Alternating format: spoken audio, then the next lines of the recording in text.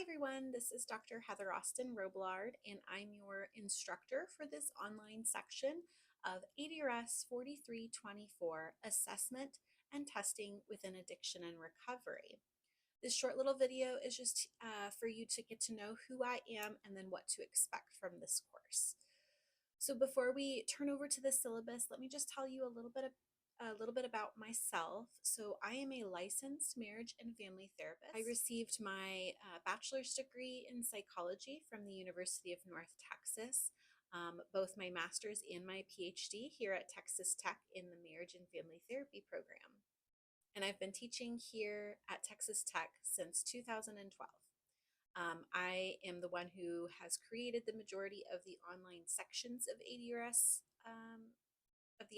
program, and I'm also the program director of the ADRS PhD program. I also have a private practice here in town where I actually work specifically with individuals, couples, and families who have addiction. So assessing them and testing and writing up substance abuse evaluations is something I'm pretty familiar with. Okay, let's go ahead and turn over to the syllabus now.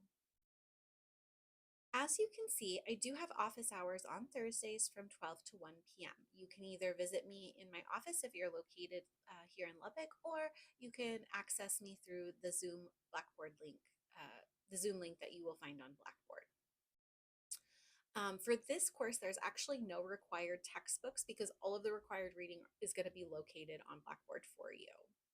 Please make sure that you're only turning in assignments using Word or PDF, as I don't have access to Pages. I'll let you read through most of this, and we'll just go down to what is expected for you in the course requirements. So the first assignment that you're going to have to do is to complete the syllabus quiz. That is just reading over the syllabus and course schedule, so that way you can answer a few questions and agree to what was in the syllabus. There are 2 exams. Neither of them are comprehensive. So the first exam is going to be over the first 8 modules, and then the last exam is going to be over the last 8 modules. All of these exams are open book and open note.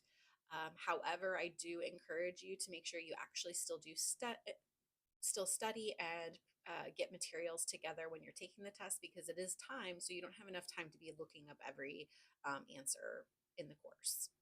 Please note that also I'm testing you on what was located in the course, not what you can find on the internet. So be very careful about the terms and language that you're using, because I'm specifically only going to accept answers for the language used in this course.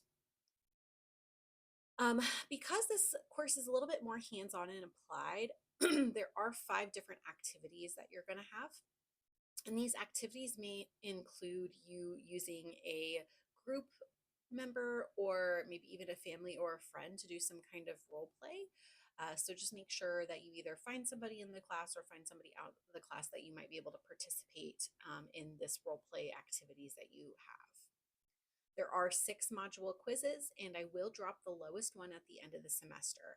So if you like your quiz grades for the first 5, you can just not do quiz 6, and that's the one that I'll drop.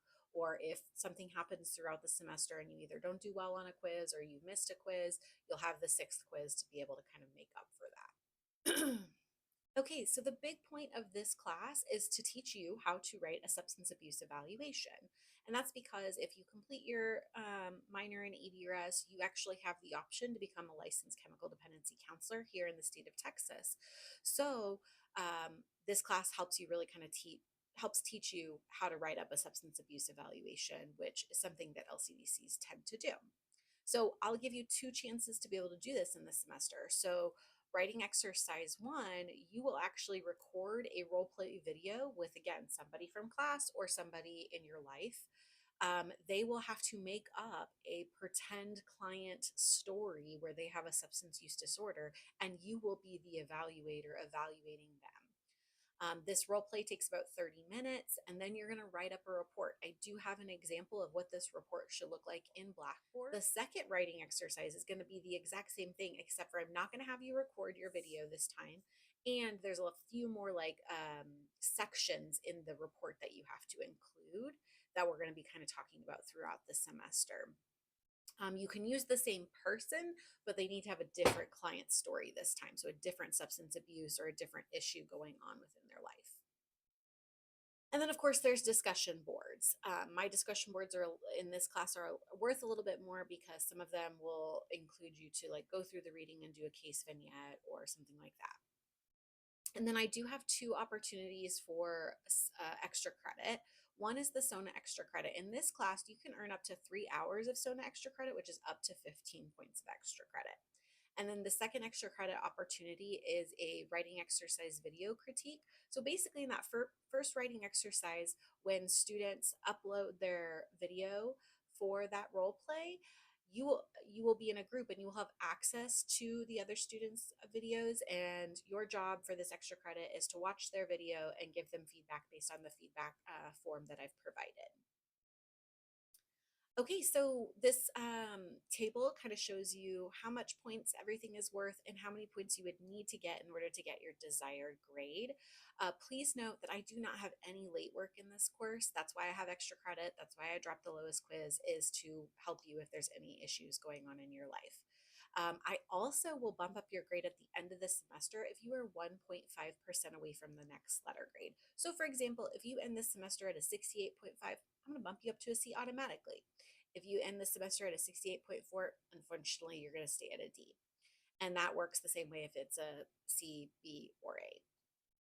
I understand that ChatGPT and AI is extremely beneficial and helpful in a lot of different arenas. However, in this course, AI use is prohibited. If I do in all of my assignments have a certain section of the rubric, if I suspect AI, then I'll count off on those. If it comes to find out that there is any AI, that could be considered plagiarism, and I could follow the different Texas Tech guidelines for that. Course communication. So you can communicate with me in a few different ways. My syllabus provides you with my email address, and there's also a student lounge located on Blackboard. So the student lounge is if you can ask a question to the entire class. So keep those to more like just clarification questions about specific assignments or where things are located or something like that, because sometimes students might be able to get back to you quicker than I can. If you have a specific question about like your grade, then email me about that. Also, come see me during office hours, and I'd be happy to talk to you about anything in your grade. I do try to get back to students within 24 to 48 hours. Um, 24 hours Monday through Friday, 48 hours over the weekend. If for some reason I haven't gotten back to you within that time range, please send me an email. It could be that I did one of those things where I looked at the email, said I was going to respond, and then didn't. And I'm so sorry about that. Feedback on your assignments. My goal is always to get your assignments graded within 1 week of their due date. Sometimes those take me a little bit longer, specifically like with the writing exercise. I have to watch, 30-minute videos, grade several papers that are multiple pages. So sometimes that can take me a little bit of time. I'll let you go ahead and read through the rest of the university and course policies for yourself. One thing I will state is if you do have accommodations with the student disability services, it is your job to email me to make sure that I have confirmed that I have received your student disability services and I have added those accommodations that you request. Okay, lastly, the course schedule is going to be super helpful for you. So it tells you when all of the modules are going to open and then when all of the assignments are due for that module. You will see that most of my assignments are due on Sundays at 11:59 p.m. However, anything in bold means it's due outside of Sundays at 11:59 p.m. So for example, your writing exercise, I'm going to have your writing exercise video due on Sunday, but your report is going to be due on Wednesday. Now, of course, if you want to turn them in early, that's up to you. I'm just giving you a little bit of time in between those two. Other than that, I look forward to working with all of you this semester.